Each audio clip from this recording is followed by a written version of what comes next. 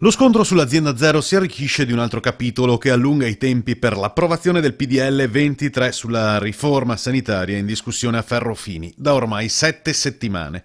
Quando tutto sembrava destinato a un rapido epilogo, dopo l'incontro tra Zaia e la Moretti che avevano trovato la quadra, sorge il problema centrale unica d'acquisto che potrebbe essere incorporata nell'Azienda Zero, che farebbe poi appalti per tutti gli enti pubblici, compresi i comuni e le province del Veneto.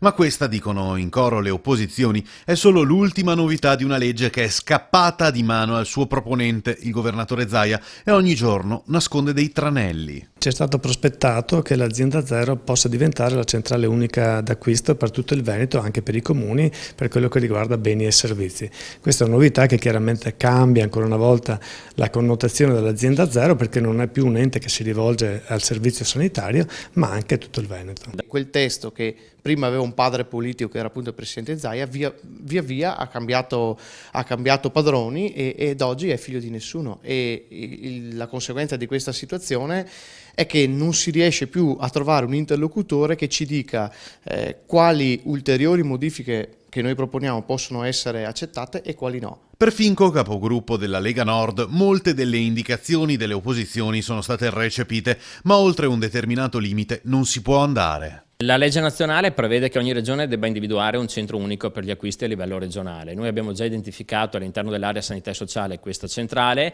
L'idea è di trasferirla all'interno dell'Azienda Zero, in quanto circa il 90% degli acquisti riguardano proprio la sanità. Sarà una delle facoltà dell'Azienda Zero, e poi successivamente, quando magari la regione dovrà occuparsi anche degli acquisti magari dei comuni e di altri enti della regione, allora magari potremo ragionare a creare magari un'agenzia esterna, ma per ora per noi la collocazione più opportuna è all'interno dell'Azienda Zero.